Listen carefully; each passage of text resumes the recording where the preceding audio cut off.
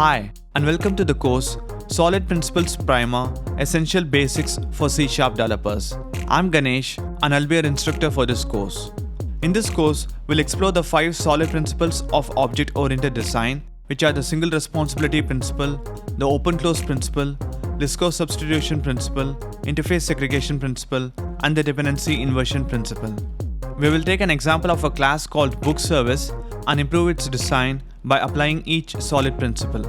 This course is focused on conceptual understanding over tool-specific walkthroughs, so there will be no Visual Studio tutorials throughout this course. As for the target audience, this course is ideal for developers who are familiar with object-oriented programming and C#. So thank you, and I hope to see you on the other side.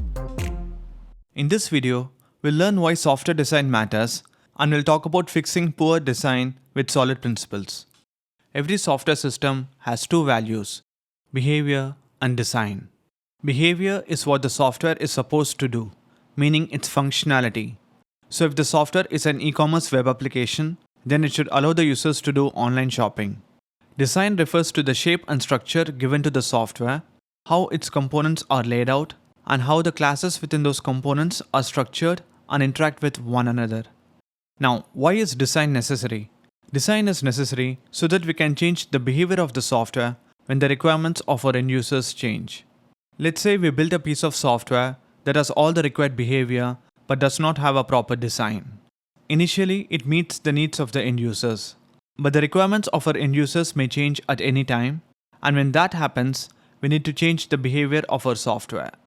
And sometimes, these changes may need to be done by developers who are not part of the original development team. Since the software does not have a proper design and there is no defined structure for its components and classes, making those changes will be difficult for the developers. In order to minimize the effort required for making such changes, the software needs to have a proper design. So how do we determine if our code has a proper design? We can evaluate the quality of our code's design by looking at the symptoms of poor design. And these design symptoms are called design smells. First, we have rigidity. Software is rigid when it is difficult to change. So when we change one part of the codebase, we need to go ahead and change other parts of the codebase as well. The next design smell is fragility. Software is fragile if it is easy to break. So a single modification to a program causes it to break in multiple places. Third, we have immobility. Immobility occurs when software is difficult to reuse. Some components within the system may be useful for other systems, but the process of separating these parts from the original system requires a significant amount of effort. Fourth, we have viscosity.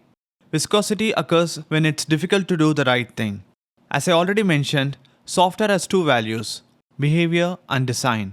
When we make changes to the software, we need to preserve the design. If it's difficult to make changes to the software while preserving the design, then it means that the viscosity of the software is high.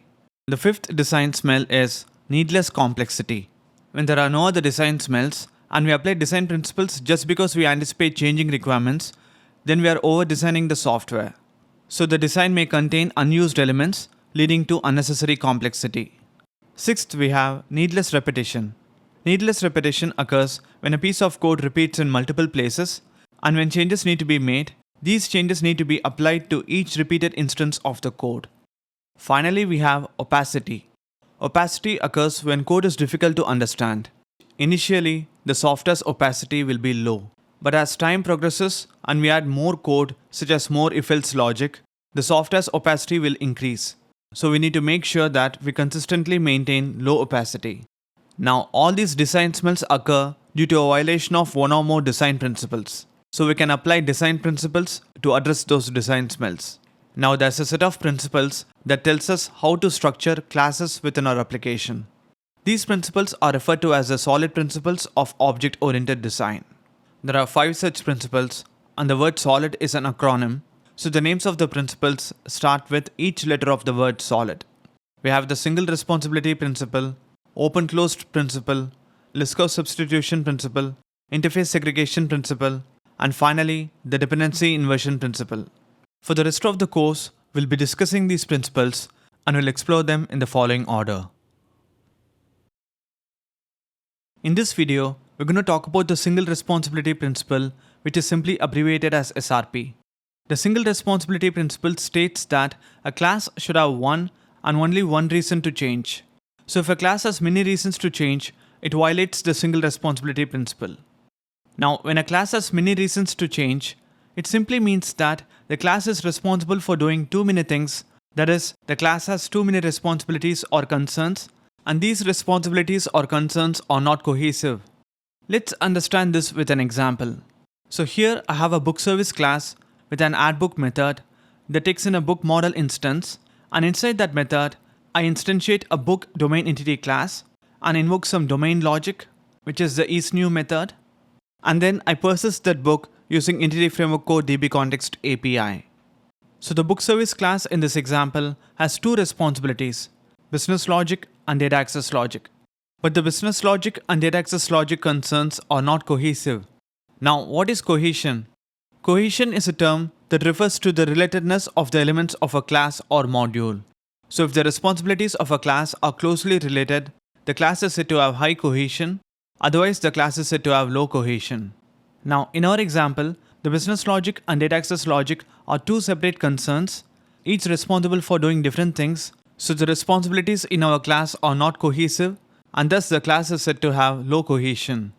Now let's say there's a change in the requirements, and we need to change the business logic in our class. Let's call the business logic responsibility 1. So when responsibility 1 changes, we need to modify the class. So this is a reason to change the class.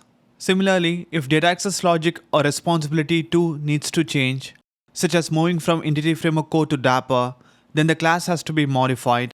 So this is yet another reason to change the class. So this explains that a class will have many reasons to change when it has many responsibilities that are not cohesive.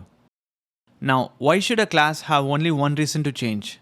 When a class has many reasons to change or many responsibilities, it's hard to reuse a given responsibility in other places.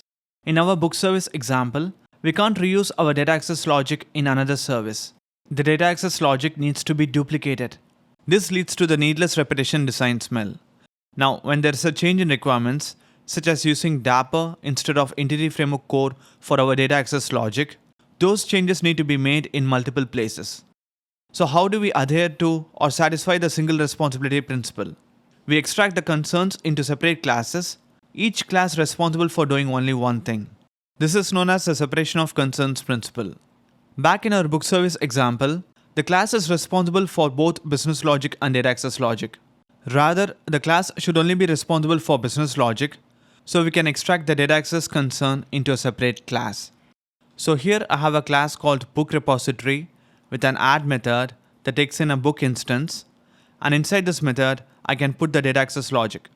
Now in the book service class, instead of the data access logic, we can create an instance of the book repository class and call its add method, passing in the book instance. We can improve this code a bit by instantiating the book repository class in the constructor. So we can create a private field of type book repository and then create a constructor within which we create an instance of the book repository class, and down inside the add method we can remove this line. So by extracting the data access logic into a separate class called book repository, we can reuse this class wherever we need, and we don't have to duplicate this logic in multiple places. And if there is a change in requirements, such as switching to Dapper, then we can make those changes in the single class. In the next video, we'll talk about the open-closed principle. In this video, we're going to talk about the open-closed principle. Please note that this is part 1 of our discussion on the open-closed principle. Here, we are mainly going to see how the principle is violated. In a subsequent video, we'll revisit this topic. The open-closed principle states that software entities such as classes should be open for extension but closed for modification. That is, we need to design our classes in such a way that we can add new functionality without having to modify existing code. Let's understand this with an example. In the example we looked at in the previous video, we had the book service class that created an object of the book repository class and invoked its add method to add a book. And the book repository class used Entity Framework Core DB-Context API to add a new book to the database. Now let's say there's a change in the requirements and we need to switch from using Entity Framework Core to using Dapper for data persistence. So how do we implement this change in our code? One option would be to replace the entity framework core logic inside the add method of our book repository class with Dapper specific logic. But this is a violation of the open closed principle, which states that classes should be closed for modification. That is, we should not modify existing code to add new functionality. So instead of modifying this class, we can create a new class, say book repository Dapper, with an add method that contains our Dapper specific logic. Now we need to make changes to the book service class so that it creates an object of book repository Dapper now. But wait, aren't we modifying the book service class itself? Isn't that a violation of the open closed principle? And we may have other services that need to use book repository Dapper, and these classes need to be modified as well. So yes, once again, this is a violation of the open closed principle. Let me change the references to book repository for now. So how can the book service class adhere to the open closed principle? By letting the class work with an abstraction. For now, let's pause our discussion on the open closed principle. So far we have seen how the principle is violated. In the next video, we'll discuss the dependency inversion principle, and in a subsequent video, we'll come back to the open closed principle. In this video, we're going to talk about the dependency inversion principle. The dependency inversion principle states that high-level modules should not depend on low-level modules, both should depend on abstractions. And abstractions should not depend upon details, details should depend upon abstractions. Let's understand this with an example. In most applications, compile time dependencies flow in the same direction as runtime dependencies. Consider a typical business application. We have a user interface that accepts input data from the user, and that data is validated according to business rules, and then the data will be persisted or stored in a database using some data access logic. So this is referred to as a flow of control. Notice the flow of control is indicated by the red arrows. They point from left to right. Now, this flow of control determines the direction of runtime dependencies. In our example, during execution, the book service class in the business logic layer instantiates a book repository class in the data access layer. This means that at runtime, the book service class depends on book repository. Now, as I already mentioned, compile time dependencies tend to flow in the same direction as runtime dependencies. So if we take a look at our example, we have the book service class that instantiates a book repository class in its constructor. This means that the book service class references the book repository class, meaning the book service class depends on book repository at compile time. So while our runtime dependency is from book service to book repository, our compile time dependency also flows in the same direction from book service to book repository. This violates the dependency inversion principle. So rather than having the book service class depend on book repository at compile time, we need to invert the direction of dependency so that the book repository class now depends on book service. But how do we achieve this inversion? As we already noted, according to the dependency inversion principle, high-level modules should not depend on low-level modules, both should depend on abstractions. So in our example, the book service class is high-level because it contains business logic, while the book repository class is low-level as it is concerned with data access logic. So we need to let both the book service and book repository classes depend on abstractions.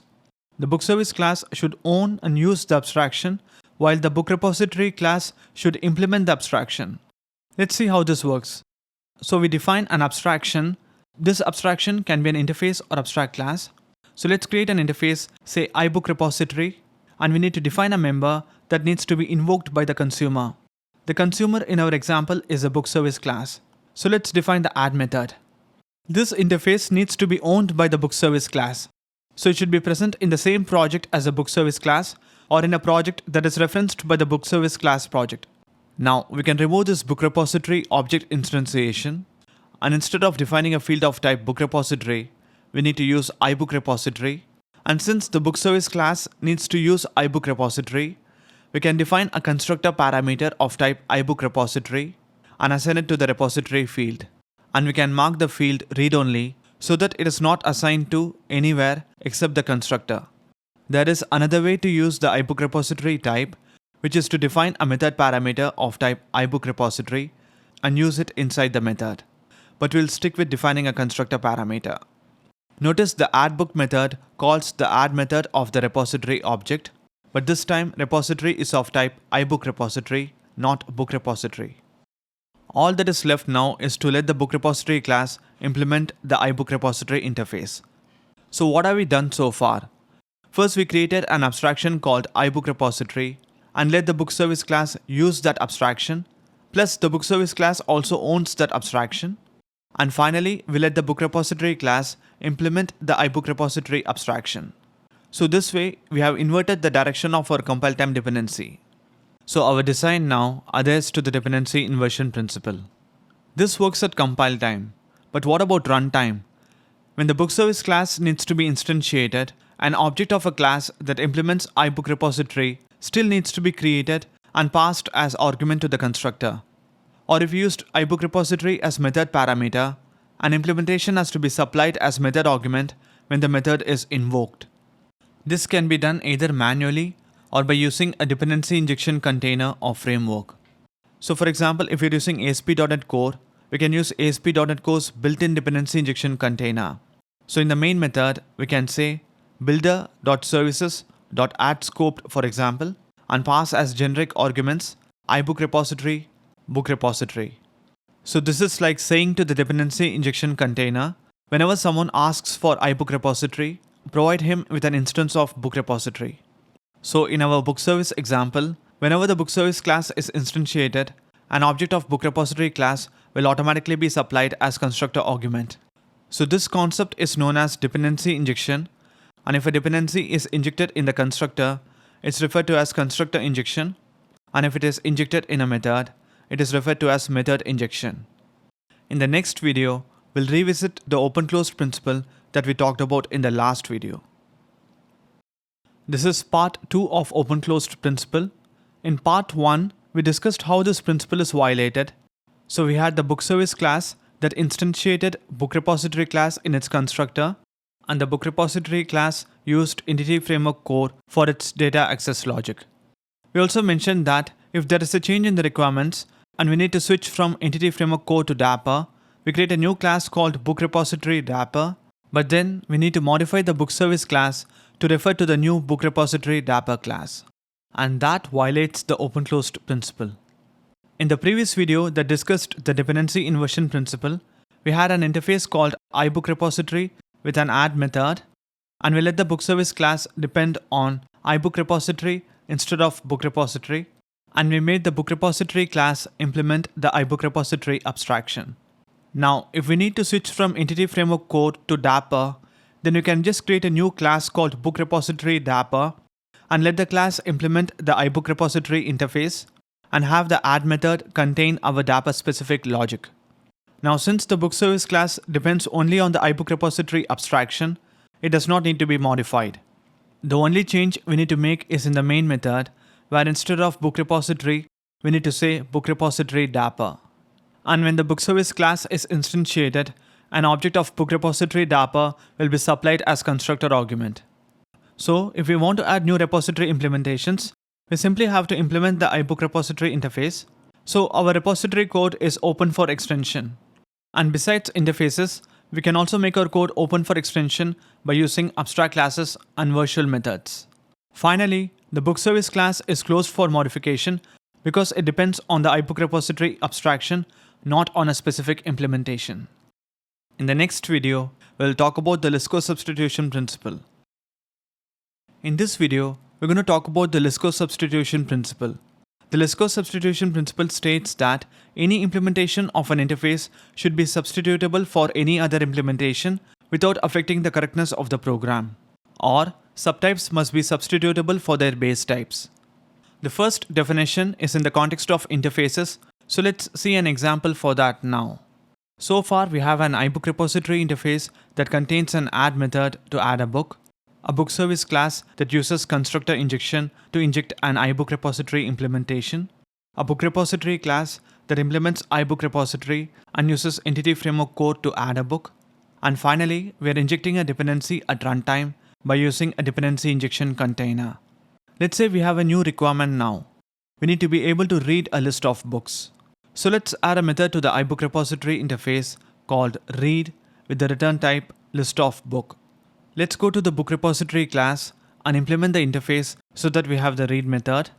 Now, instead of instantiating the context class in the add method, let's define a private read-only field of type appdbcontext and create a constructor and inject the appdbcontext instance into the constructor and assign the constructor parameter to the private field.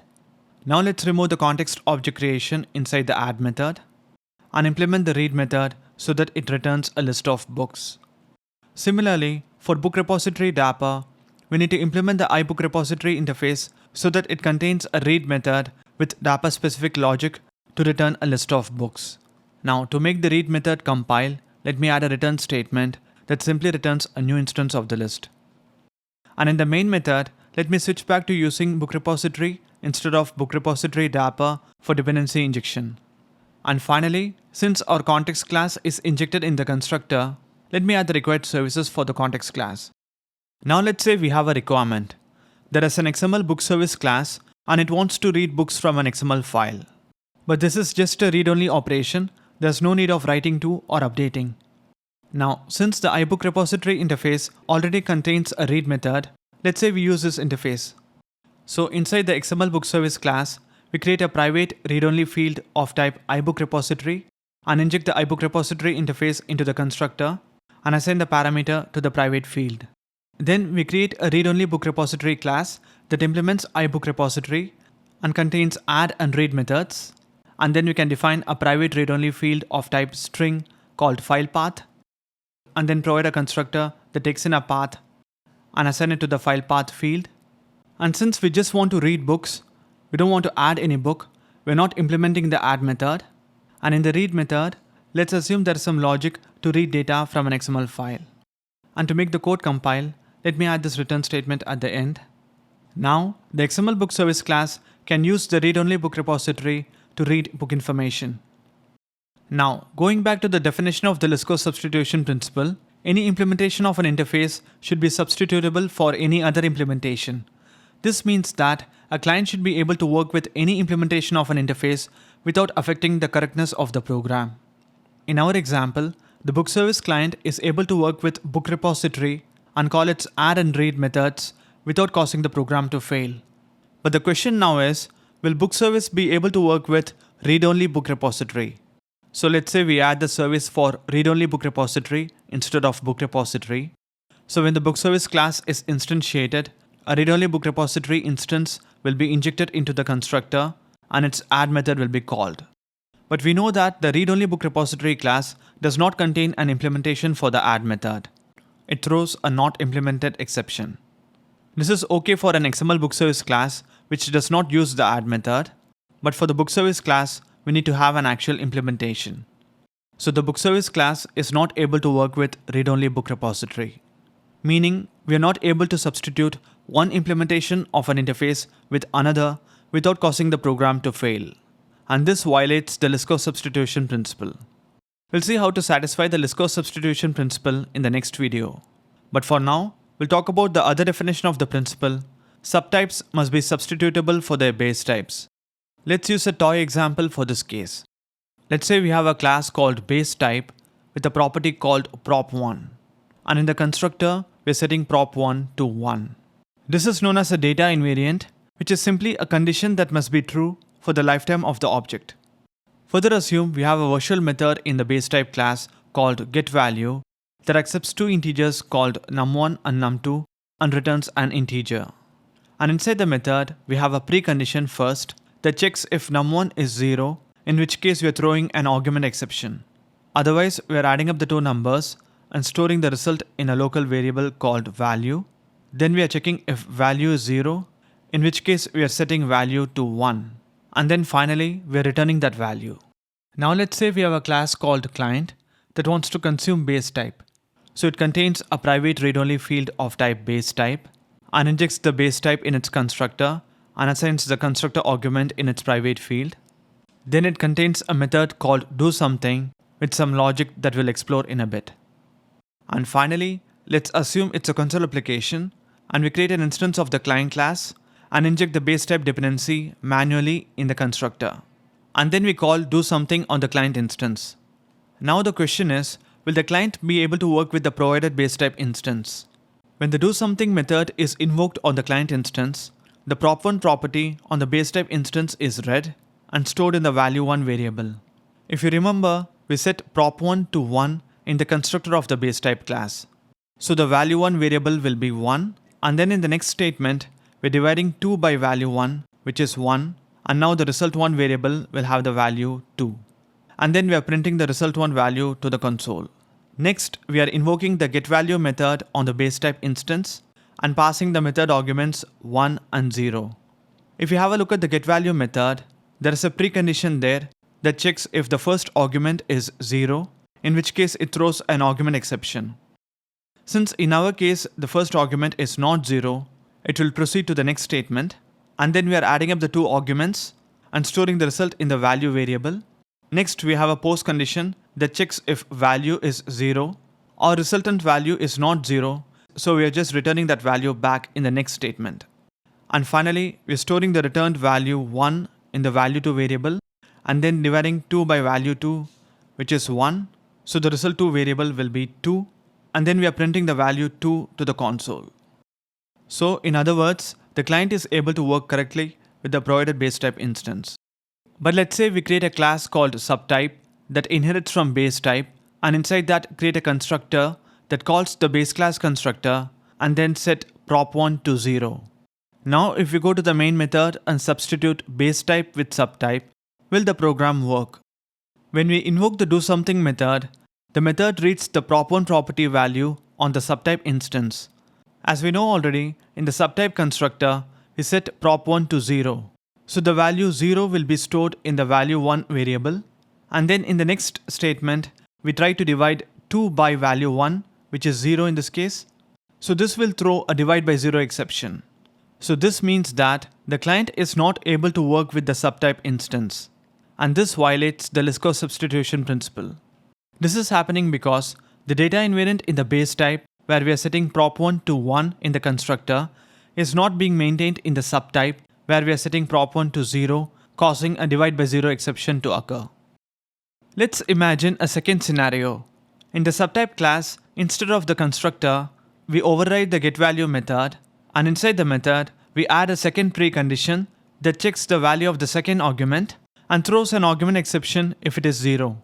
Then we multiply the two numbers and store the result in the value variable, and then we have the post condition as it is, and then finally we return the value. Now, will the client work with this version of the subtype instance? Again, when we invoke doSomething, the doSomething method reads the prop1 property value on the subtype instance, which is still 1, so the code will still work without any issues. But then further down, when we invoke the getValue method, we pass in two arguments, 1 and 0. We know that in the subtype class, we overrode the getValue method and added a precondition that checks the value of the second argument and throws an argument exception if it is 0. Since in our case the second argument is 0, an exception will be thrown. So again, the client is not able to work with this new subtype instance. This is once again a violation of the list cost substitution principle. And this is happening because the preconditions in the base type have been strengthened in the subtype. Now for the last scenario. In the getValue method of the subtype class, let's remove the second precondition and remove the post condition as well. Now when we invoke doSomething on the client instance, the first few lines will work normally as usual, but when you call the getValue method, we are passing in 1 and 0. These two numbers will be multiplied and the value 0 will be returned as such because we have removed the post condition. So the value 0 will be stored in the value2 variable, and then in the next statement, we are dividing 2 by value 2, which is 0 in this case, causing a divide by 0 exception to occur. So once again, the client is not able to work with the new subtype instance, causing a violation of the list cost substitution principle. And in this case, the violation is occurring because the post conditions in the base type have been weakened in the subtype. So from this discussion, we can conclude that for subtypes to be substitutable for their base types, we need to follow 3 rules. Data invariance in the base type must be maintained. Preconditions in the base type must not be strengthened in the subtype, and post conditions in the base type must not be weakened in the subtype. In the next video, we'll talk about the interface segregation principle, and in the process, we'll adhere to the list cost substitution principle that we violated in our book service example. In this video, we're going to talk about the interface segregation principle. The interface segregation principle states that clients should not be forced to depend on methods that they do not use. Rather, clients should only depend on methods that they actually use. Let's understand this with an example. Our book service class uses the iBook repository interface and depends on both the add and read methods. The XML book service class also uses the iBook repository interface, but it does not depend on the add method because it only wants to be able to read books. So this means that we have forced the book service class to depend on a method that it does not actually need, thus causing a violation of the interface segregation principle. The problem here is that we are not letting the client decide what methods it wants to invoke. So since XML book service wants to be able to only read books, we need to create an interface tailored specifically for that requirement. So we can create an interface called iReadable book repository that contains just a read method, and then inside the XML book service class constructor, inject the iReadable book repository interface instead of the iBook repository interface. Lastly, we can have the read-only book repository class implement the iReadable book repository interface instead of the iBook repository interface, and then we can remove the add method. Finally, we can add the services in the DI container. Similarly, if a client simply wants to be able to write books, we can create an interface called iWritable book repository with just an add method. Now, our iBook repository interface contains both the add and read methods, so we can let it simply inherit from both the iReadable book repository and the iWritable book repository interfaces and remove the definition for the add and read methods, leaving the rest of the code unchanged. Finally, in the process, the Lisco substitution principle is not violated because the read-only book repository and the book repository classes implement different interfaces, and so there is no case for LSP violation here. Hi everyone, and thanks for taking my course Solid Principles Primer Essential Basics for C# Developers. In this course we learned why software design matters and how to apply solid principles to improve the design of software. We explored all the 5 principles by taking an example class and applying each principle to it. So I hope you found the course informative and helpful, and thank you once again for your time.